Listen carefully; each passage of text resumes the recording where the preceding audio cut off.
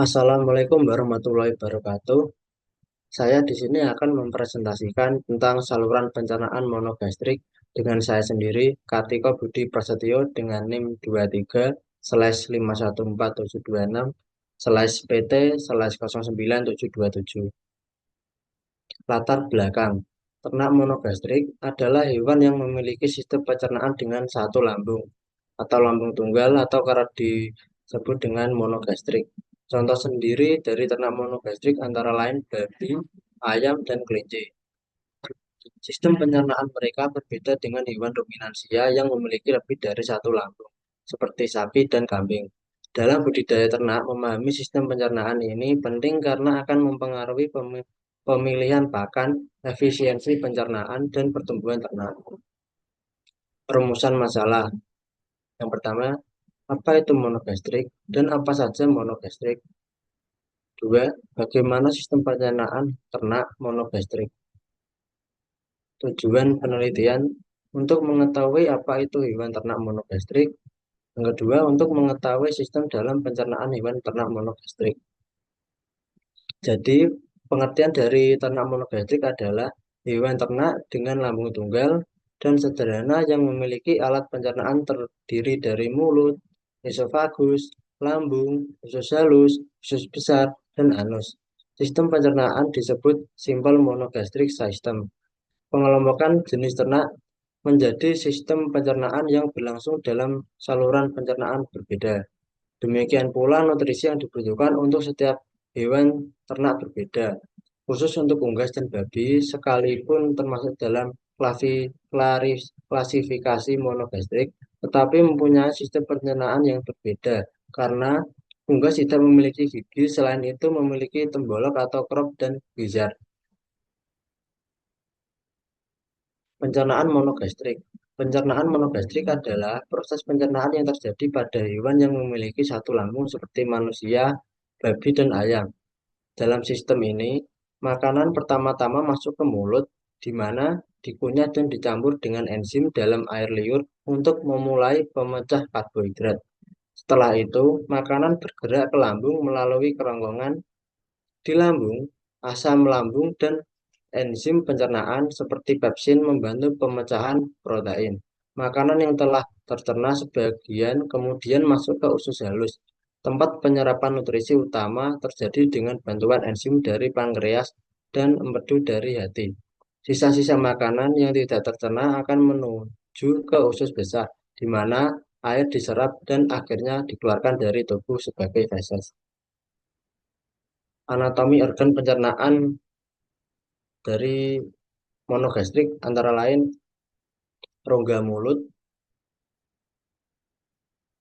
esofagus, tembolok, proventriculus, empedal, usus halus, cecum, usus besar, dan kloaka. Anatomi organ pencernaan ternak unggas. Yang pertama, rongga mulut. Rongga mulut adalah pintu gerbang proses pencernaan ternak unggas. Pakan dimasukkan ke dalam rongga mulut menggunakan paruh. Di rongga mulut, pakan mengalami proses pencernaan enzimatis. Ternak unggas tidak memiliki gigi sehingga proses pencernaan secara mekanik tidak terjadi di bagian ini. Pakan di dalam rongga mulut relatif singkat sehingga pencernaan enzimatis juga terjadi dalam waktu yang singkat.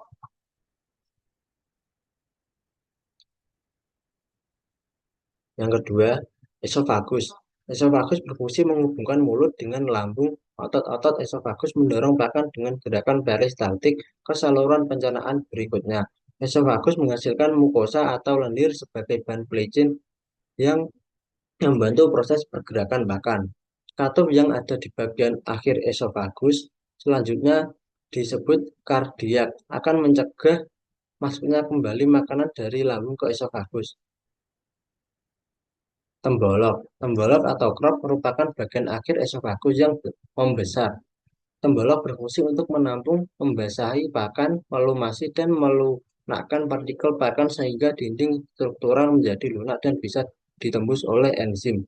Pakan yang masuk ke tembolok akan ditampung sementara sebelum diteruskan ke proventriculus. Proventriculus pada unggas disebut sebagai lambung sejati karena menghasilkan asam lambung atau HCl dan pepsinogen oleh kelenjar lambung. suasana asam akibat penetrasi HCl pada partikel pakan membantu proses pencernaan secara enzimatis. Pemedal. Pemedal atau geser disebut muscular stomach karena tersusun atas otot-otot dinding yang sangat kuat, yang berdaya gilas tinggi untuk melumatkan partikel pakan. Dengan bantuan grit, menghancur partikel pakan oleh kontraksi dinding emedal menjadi lebih efektif sehingga ukuran digesta pakan menjadi jauh lebih kecil. Ukuran partikel yang lebih kecil ini memudahkan tugas enzim-enzim dalam mencerna makronutrien dalam digesta pakan. Empedal dilapisi oleh lapisan koilin yang berfungsi melindungi empedal pada saat proses pelumatan partikel pakan sehingga empedal tidak mengalami luka akibat gesekan antar grid. Yang berikutnya adalah usus halus. Usus halus merupakan organ yang berperan dalam penyerapan nutrien dalam tubuh ternak. Usus halus ternak terdiri dari tiga bagian antara lain duodenum, jejunum, dan ileum. Duodenum merupakan bagian anterior usus halus yang membentuk huruf U, yang terbagi menjadi bagian yang tuls dan bagian yang naik. Di bagian duodenum, digesta pakan akan mengalami pencernaan secara enzimatis. Pada bagian jejunum dan ileum, mikronutrien yang telah tercerna akan diserap oleh pili-pili yang ada pada dinding jejunum. Berikutnya ada sekum.